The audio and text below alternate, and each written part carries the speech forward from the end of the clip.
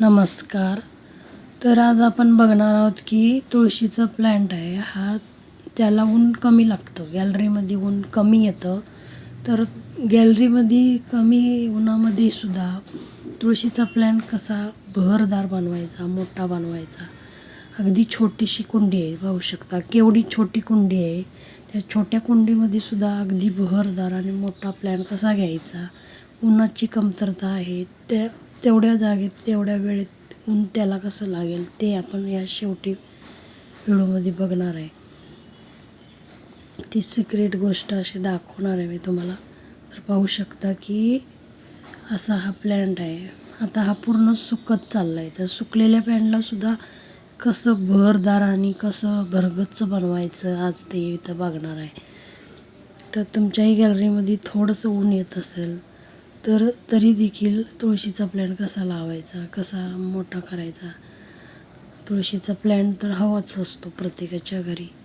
तर आज आपण इथं बघणार आहे. पूर्ण असं सगळं पूर्ण कटिंग करून घ्यायचं आहे. जर तुम्ही नवीन असाल तर लाईक, शेअर, सबस्क्राईब करायला विसरू नका. सबस्क्राईब जर तुम्ही केलात तर माझे नवीन नवीन व्हिडिओ, नवीन नवीन ट्रिक येतील आणि तुमच्याही घरी अशी बहरदार गॅलरी सजून जाईल. जे प्लॅननी असं पाहू शकता की अशा पद्धतीने आपण हे सगळं पूर्ण कटिंग करून घ्यायचं आहे. कटिंग केल्यानंतर काय होतं की दुसऱ्या ब्रँचेस तयार व्हायला मदत होते. सगळं पूर्ण कटिंग करून घ्यायचं आहे. आणि जी तुम्हाला शेवटला जी ट्रिक सांगणार आहे त्या ट्रिकचा वापर करा आणि उन्हाची कमतरतेतसुद्धा आपण या प्लॅन्टला अगदी व्यवस्थित असं बहरदार बनवून घेऊ शकतो. अगदी छोटीत छोटी कुंडी जरी असली तरी आपण ते प्लॅन्टला व्यवस्थित असं करून घेऊ शकतो. तर पाहू शकता हे पूर्ण सगळं असं कटिंग करून घ्यायचं आहे आपल्याला. तर तुळशीचा प्लॅनला भरपूर सारं ऊन पाहिजे असतं. उन्हाशिवाय हे तुळस येत नाही किंवा उगत नाही. तर पाहू शकता कोणताही प्लॅन घेतला तरी असा बहरदार आणि अगदी छान पद्धतीने झालेले आहेत. तर या प्लॅनला पाहू शकता की असा पूर्ण वाळत चालला होता तो, आता सगळं पूर्ण खराब होत चालला होता. तर अजून एकदा त्याला कशा पद्धतीने भरून टाकायचं आहे ते बघायचं आहे. खरंच तुम्हाला रिक्वेस्ट करते की सबस्क्राईब जर केलं नसेल तर करून घ्या. असेच नवीन नवीन व्हिडिओ तुम्हाला येत जातील, जी नोटिफिकेशन मिळत जाईल. तर पाहू शकता की अशा रीतीने आपल्याला हे सगळं पूर्ण कटिंग करून घ्यायचं आहे. आणि ज्या त्याला सुकत असेल तर रोज सारखं खत घालणे, त्याला पाणी वेळेवर व्यवस्थित देणे, हे सुद्धा आपण याच्यामध्ये केलं गेलं पाहिजे. रोजची केअर केल्याशिवाय दुसरी व्यवस्थित प्लॅन्ट वाढत नाही. हे सगळे ब्रँचेस सुकलेले आहेत. त्या सुकलेल्याला सुद्धा व्यवस्थित बहरदार कसं बनवायचं ते आपण इथे बघणार आहोत. ही केवढी छोटी अशी कुंडी आहे, त्या कुंडीमध्ये सुद्धा व्यवस्थित जमिनीसारखा असा बहरदार प्लॅन कसा घ्यायचा ते पाहू शकता आपण. ह्याचे नवनवीन पानं आलेले आहेत, नवीन नवीन ब्रँचेस तयार झालेले आहेत.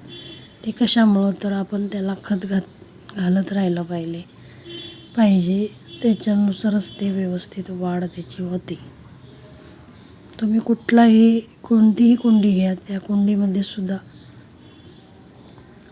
आपली फ्लावर प्लॅन्ट हे व्यवस्थित होऊ शकतात. तर आता ही शेवटची ट्रिक आहे, ती ट्रिक बघून घ्या की उन्हाची कमतरता असेल तर कशी ट्रिक लावायची. आता हा मी जवळ घेतलेला आहे प्लॅन्ट.